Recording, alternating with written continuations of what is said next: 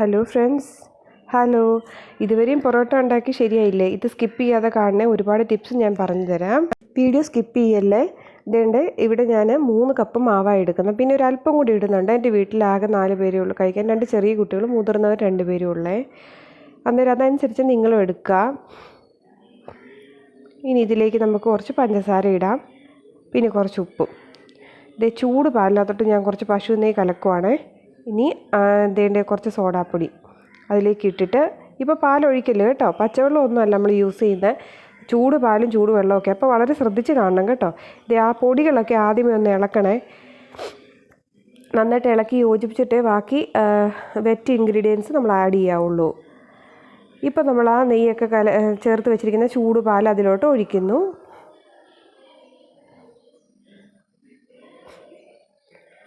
ഒന്ന് ഇളക്കി കൊടുക്കുക. എന്ന് വെച്ചാൽ നല്ല ചൂട് പാലാണ്, അപ്പോൾ മാവിൻ്റെ ടെമ്പറേച്ചർ ഒന്ന് ബാലൻസ് ആകാൻ വേണ്ടിയിട്ടാണ് കേട്ടോ. ഇനി ചൂടുവെള്ളം ഒഴിച്ച് കൊടുക്കാം. ചൂടുവെള്ളം ഒഴിച്ചുകൊണ്ട് ചാടി കയറി മുട്ട പൊട്ടിച്ച് ഒഴിക്കരുതേ, കാരണം അല്പം ചൂട് തട്ടിയ മുട്ടയുടെ അവസ്ഥ എന്താണെന്ന് അറിയാമല്ലോ. ഇത് നമ്മൾ അതിൻ്റെ മാവ് ശരിക്കും ബാലൻസ് ആയതിന് ശേഷമാണ് ഈ മുട്ട ഒഴിക്കുന്നത്. നമുക്കിനി ഇപ്പോൾ വെള്ളം വേണമെന്ന് തോന്നുവാണെങ്കിൽ ഒരു തോട് അതിലോട്ട് വീണ്, സോറി കേട്ടോ, ഇതിനകത്ത് ഈ വെള്ളം ചേർക്കണമെന്നുണ്ടെങ്കിൽ ഈ മുട്ട ശരിക്കും മാവുമായിട്ട് യോജിച്ചതിന് ശേഷം ഒരു ചെറു ചൂടുവെള്ളം നമുക്ക് യൂസ് ചെയ്യാവുന്നതാണ്.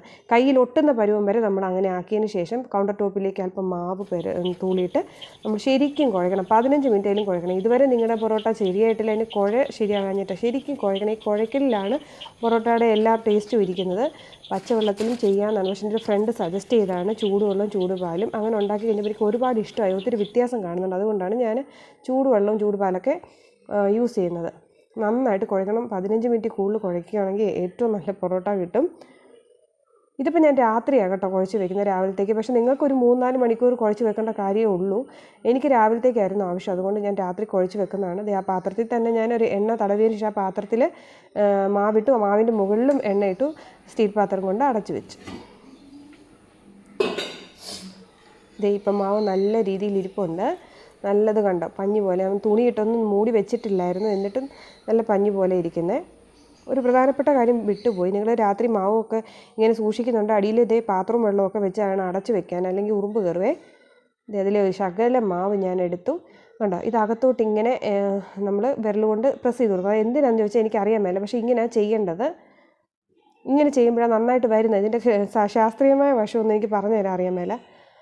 കണ്ട് നല്ല ബോളായിട്ട് കണ്ട, അതിൻ്റെ മണ്ടയിൽ ഇച്ചിരി എണ്ണയൊക്കെ തൂത്ത് നല്ല റിമ്പോച്ചി കുട്ടന്മാർ, മുട്ടത്തലയന്മാർ നമ്മൾ 7 എണ്ണം കിട്ടിയിട്ടുണ്ട്. ഞങ്ങളുടെ വീട്ടിലത്തേക്ക് ഇത്ര മതി കേട്ടോ. അപ്പോൾ നന്നായിട്ട് വന്നിട്ടുണ്ട് നമ്മുടെ പൊറോട്ടയുടെ മാവ്. ഇനി അത് നമുക്ക് അടച്ച് വെക്കാം. പൊറോട്ട അടിക്കുന്നതിന് മുമ്പ് ഒരല്പം നേരം നമ്മൾ അടച്ച് വെക്കാം. ഇനി നമ്മളത് കൗണ്ടർ ടോപ്പിലേക്ക് എണ്ണ തടവിയിട്ട് ഒരു കൈ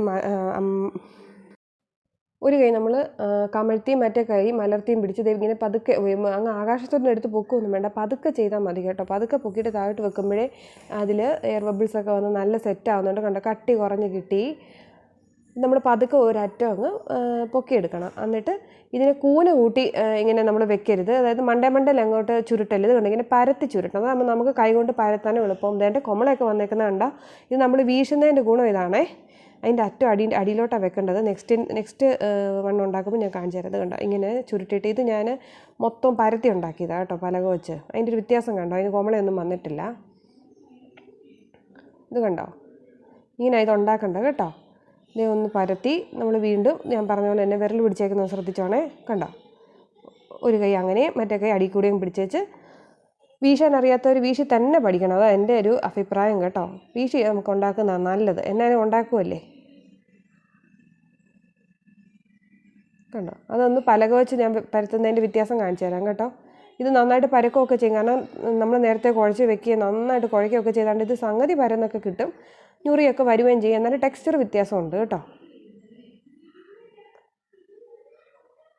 ആ എയറിൽ പൊങ്ങി താഴുമ്പം അതിനേതായ വ്യത്യാസങ്ങളൊക്കെ വരും. ഇതിപ്പം നമ്മൾ പരത്തുമല്ലേ, ഇതൊരറ്റത്തിൽ പിടിച്ച് ഒന്നുകൂടെ വീശുവേ, ഒന്നുകൂടെ ജസ്റ്റ് നീളം കിട്ടാൻ വേണ്ടിയിട്ട്. കണ്ടോ, എന്നിട്ട് ഇത് നമ്മൾ കയ്യെ വെച്ച് അങ്ങോട്ടോ. അതിന് വലിയ കോമളയും കേസും ഒന്നും വരുന്നില്ല, എന്നാലത് പരക്കുന്നുമുണ്ട് ഞുറിയുമുണ്ട്. അതിൻ്റെ അറ്റം അടിയിലോട്ട് കയറ്റി വെക്കണം കേട്ടോ. ഇങ്ങനെ വെക്കുക നമ്മൾ. കണ്ടോ, ഇതെല്ലാം റെഡി ആയിട്ടുണ്ട്. ഇനി ഇതിൻ്റെ മേളിലോട്ട് നമ്മൾ ശകലം എണ്ണയും കൂടെ, നല്ലപോലെ എണ്ണ വേണം. പാം ഓയിലാണ് യൂസ് ചെയ്യുന്നത് കേട്ടോ, ഞാൻ പറയാൻ വിട്ടു. പാം ഓയിലോ സൺഫ്ലവർ ഓയിലോ യൂസ് ചെയ്യാവുള്ളൂ, വെളിച്ചെണ്ണയൊന്നും എടുത്ത് യൂസ് ചെയ്തേക്കല്ലേ. ഇത് കണ്ടോ, ഇതെല്ലാം ഇപ്പം തന്നെ പൊങ്ങിയേക്കുവാണ്. അതിൻ്റെ മണ്ടവശമെല്ലാം നന്നായിട്ട് പൊങ്ങിയിട്ടുണ്ട് കേട്ടോ. ഇത് കണ്ടോ കോമളമൊക്കെ വന്നിരിക്കുന്നത്. ഇനി നമുക്കിത് മൂടി വെക്കാം മുട്ടക്കറി റെഡിയാകുന്നിടം വരെ. ഇനി നമുക്കിതിനെ ചൂടാം. അതിന് വേണ്ടി ആദ്യമേ പലകയിലോട്ട് എണ്ണ തടവിയിട്ട് ഞാൻ കൈ കൊണ്ട് ജസ്റ്റ് ഇത് കണ്ടോ, ദയവ് ചെയ്ത് ഈ ചപ്പാത്തിയുടെ കുഴയൊന്നും ഉപയോഗിക്കേണ്ട യാതൊരു കാര്യമില്ല കേട്ടോ. നമുക്കല്ലാതെ തന്നെ ഇത് നന്നായി സെറ്റായിട്ട് കിട്ടും. ദോശക്കല്ല് ചൂടാൻ വെച്ചിട്ടുണ്ടായിരുന്നു, അതിൻ്റെ മുകളിലോട്ട് വെക്കുക. നമ്മൾ ഇടയ്ക്ക് ഇച്ചിരി എണ്ണയും പിന്നെ പശു നെയ്യും കൂടെ മിക്സ് ചെയ്ത് വേണം അത് ചുട്ടെടുക്കാനേ. എന്നാന്ന് വെച്ചാൽ ഈ ഡാൽഡ എനിക്ക് അത്ര വലിയ താല്പര്യമില്ല. കാരണം ഡാൽഡ തണുത്ത് കഴിയുമ്പോൾ വേറൊരു കോലമാവും നമ്മുടെ പൊറോട്ട. അതുകൊണ്ട് ഞാൻ എല്ലാത്തിനും പശു നെയ്യ് തന്നെ യൂസ് ചെയ്യുന്നത്. ഇത് കണ്ടോ, ആ ചുടുമ്പോൾ തന്നെ അത് പൊങ്ങും അവിടെ കിടന്നു കേട്ടോ. അത്ര സോഫ്റ്റായിരുന്നു നമ്മുടെ ചപ്പാത്തിയുടെ മാവ്. കണ്ടോ നല്ല രസമായിട്ട് വന്നിരിക്കുന്നത്. ഇത് ചെറിയ ഫ്ലെയിമിലിട്ട് വേണം ചുട്ടെടുക്കാം. അത് ചൂടോടെ തന്നെ നമുക്ക് അടിച്ചെടുക്കാം. ഇത് ഫസ്റ്റ് സെക്ഷൻ ഞാനങ്ങ് അടിച്ച് മാറ്റുവാണേ. ഇത് സെക്കൻഡ് വണ്ണാണേ. ഇത് കണ്ടോ നല്ലതായിട്ട് ലെയറൊക്കെ നല്ല ചൂടായിരുന്നു കേട്ടോ. നല്ല ചൂടോടെ അടിച്ചെടുക്കുന്നത്. നല്ലപോലെ അടിച്ച് ലെയറൊക്കെ പുറത്ത് വരുമോ. അത് കണ്ടോ വളരെ ഈസിയായ സംഭവം ഇത് പൊറോട്ട എന്ന് പറയുന്നത്. നമ്മൾ വിചാരിക്കുന്ന പോലെ വലിയ പാടൊന്നുമില്ല. നല്ല മണമാട്ടോ ഇങ്ങനെ ഈ ചൂടുപാൽ ഒക്കെ ഒഴിച്ചുണ്ടാക്കുന്നത്. ഇതെല്ലാം റെഡി ആയിട്ടുണ്ട് കേട്ടോ. ഇത് നമ്മൾ മുട്ടക്കറിയുടെ കൂട്ടത്തിലാണ് ഇന്ന് കഴിക്കുന്നത്. ഈ മുട്ടക്കറി ഞാൻ വളരെ കുറച്ച് സമയം കൊണ്ട് കുക്കറിലിട്ടുണ്ടാക്കി. ഇത് വയറ്റും ഒന്നും ചെയ്തിട്ടില്ല. ഈ മുട്ടക്കറിയുടെ റെസിപ്പി വേണമെങ്കിൽ നിങ്ങൾ ദയവായി കമൻറ്റ് ചെയ്യുക. ഞാനുണ്ടാക്കിയ ഈ പൊറോട്ട ഒക്കെ ഇഷ്ടമായെങ്കിൽ നിങ്ങളെല്ലാം ഉണ്ടാക്കി നോക്കി അഭിപ്രായം